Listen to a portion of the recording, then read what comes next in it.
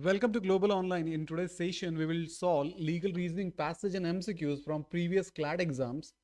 We will focus on how to extract the legal principle, apply it correctly, eliminate wrong option, and select the most logical answer exactly as required in a CLAT exam. A new live CLAT batch is now available for students who want complete and guided preparation. This batch includes live interactive classes, updated legal reasoning techniques, topic-wise notes and worksheets, full-length mock test, regular performance tracking, and doubt-clearing support. So let's begin and sharpen your approach to legal reasoning for your CLAT exam. So first we will read this passage. However, determining whether an intermediary has fulfilled its due diligence obligations can be complex. The Indian judiciary has been actively interpreting this provision.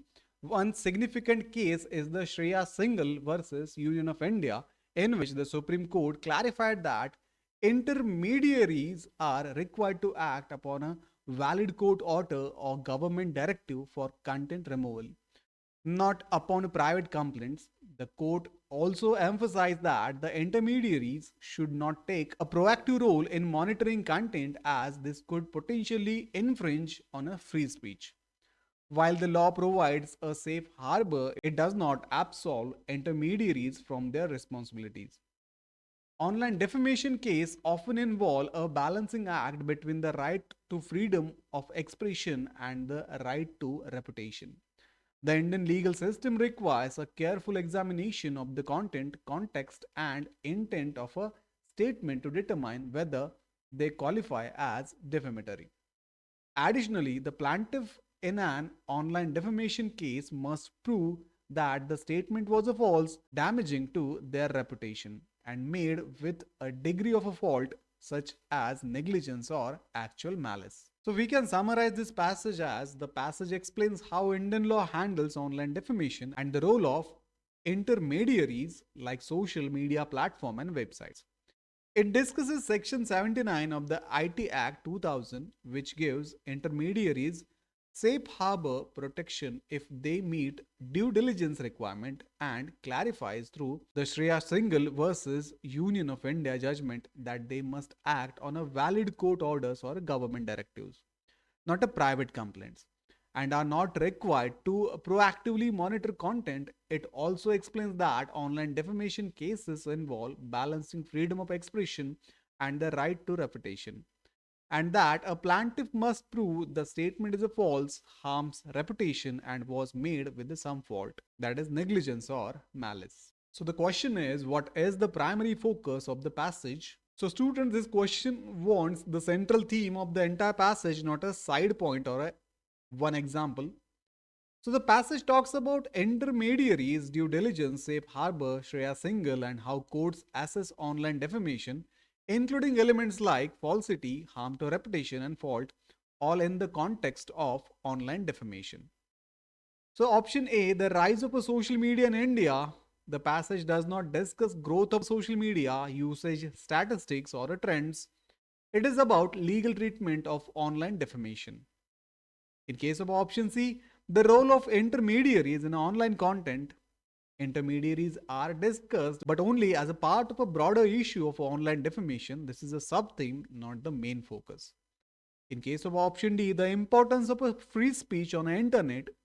Free speech appears one right to be balanced, but the detailed focus is on defamation rules and standards, not a general essay on free speech. In case of option B, the legal aspects of online defamation in India, this captures everything: safe harbor, court interpretation, balancing of rights, and what plaintiff must prove in online defamation. So option B will be the correct answer here. Next question is, what is online defamation as described in the passage? So this question is asking for the meaning of online defamation according to the passage. So the passage states that online defamation cases involve examining content, context, and intent to see if statement qualify as a defamatory, and adds that the plaintiff must prove the statement was false and damaging to the reputation. So in case of option A, making harmful statement about someone in a person, this is offline face-to-face defamation, whereas the passage is about statement made on the internet. In case of option C, online harassment, this harassment is a broader and mainly include repeated conduct threats. The passage specifically focuses on false reputation damaging statements. Option D says a form of political activism. Political activism can involve speech but is not by definition, while in case of a defamation, the passage never defines defamation this way. So, option B, false statement made on the internet that harms someone's reputation. This matches the description online, false, and damaging to the reputation. Hence, option B will be the correct answer here. Next question is, what is the significance of a section 79 of the Information Technology Act 2000 as mentioned in the passage? So this question is asking about section 79 does in this context, not everything about the section. So the passage mentions that the law provides safe harbor to intermediaries but does not completely absolve them, and this safe harbor is under section 79 of the IT Act 2000. So option A, it defines defamation laws in India, but defamation law is largely in the IPC and tort law. The passage ties section 79 to intermediary protection, not the definition of the defamation. In case of option C, it regulates the content on social media platform. The passage does not say section 79 regulates content. It grants a conditional immunity or a safe harbor to intermediaries. In case of option D, it allows private complaints against online defamation. The passage specifically says intermediaries are to act on court orders or government directives, not private complaints. So in case of option B, it provides a safe harbor for intermediaries in case of online defamation. This is exactly the significance explained. Intermediaries get protection or a safe harbor if they fulfill due diligence. Hence, option B will be the correct answer here. Next question is, according to the Supreme Court in a Shreya Singhal versus Union of India case, under what circumstances should intermediaries act in response to content removal? So this question is asking, when must intermediaries act to remove content as clarified in this specific case? The passage states that in Shreya Singhal, the Supreme Court clarified that intermediaries are required to act upon a valid court order or government directive for content removal, not upon private complaints, and that they should not proactively monitor content. So option A, upon receiving a private complaint, the passage explicitly rejects this and says not upon a private complaints. In case of option C, proactively to monitor content, the court emphasized that intermediaries should not take a proactive monitoring role.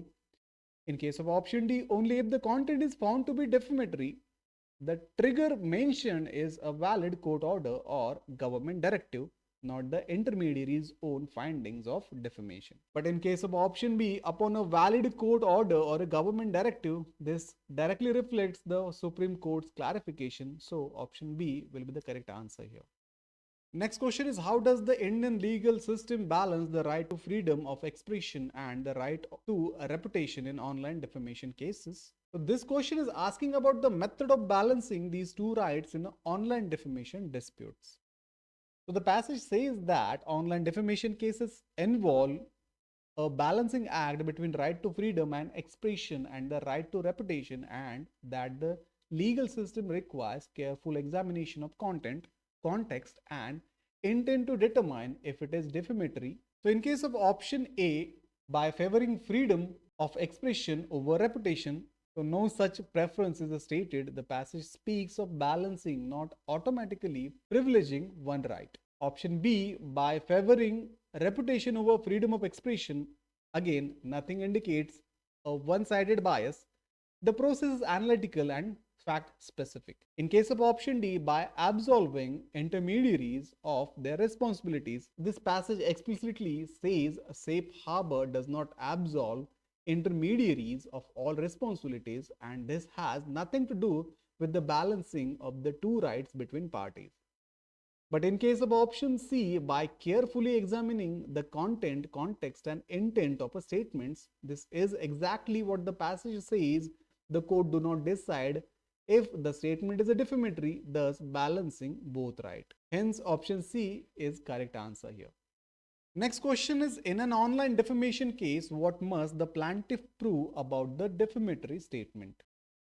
So this question is asking for the specific element the plaintiff has to be established in a such case. So the passage says the plaintiff must prove that the statement was a false, damaging to their reputation, and made with the degree of fault such as negligence or actual malice. So the option A, that it was political activism. The passage does not mention political activism as an element to be proved. In case of option B, that it was made with the good intentions. In this case, the opposite is relevant, a degree of fault, negligence or malice, not good intentions. In case of option D, that is what true and intended to inform the public. This truth generally defeats defamation. Here, the plaintiff must show falsity, not a truth. In case of option D, that is was a false, damaging to their reputation and made with the degree of fault. This restate the passage almost verbatim, falsity, reputational harm and fault, that is negligence or malice. So option D is correct answer here. Next question is, what is the role of intermediaries in the context of online defamation cases?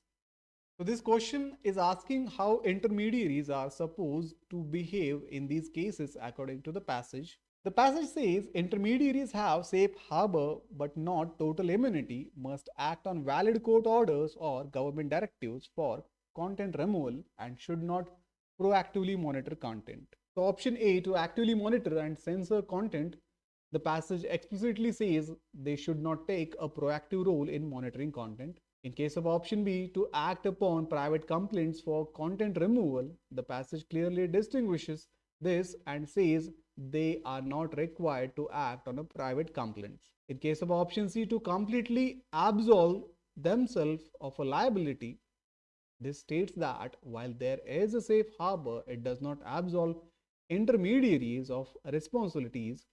They still must comply with the valid orders. In case of option D, to encourage online defamation, this is contrary to the idea due diligence and responsibilities. Nothing in the passage suggests this.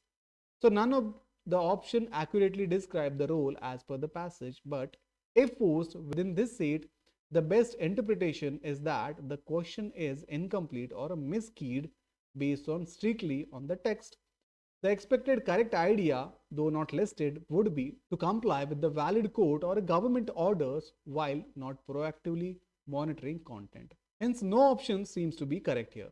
Such type of question might get withdrawn by consortium after the publication of the answer key. So guys, that brings us to the end of today's legal reasoning PYQ session. These questions are essential for building speed, accuracy and exam ready confidence. Students who want strong self-study support can check out the Law CET and CLAT book by Global Online Publication, one resource for complete preparation. This book includes entire syllabus covered in a structured manner, chapter-wise concept explanation, practice question with the solution, previous year paper included, mock test for real exam experience, quick revision notes and exam strategies. So the purchase link is available in the description. Like, share and subscribe to Global Online for more CLAT preparation content. See you in the next lecture. Thank you.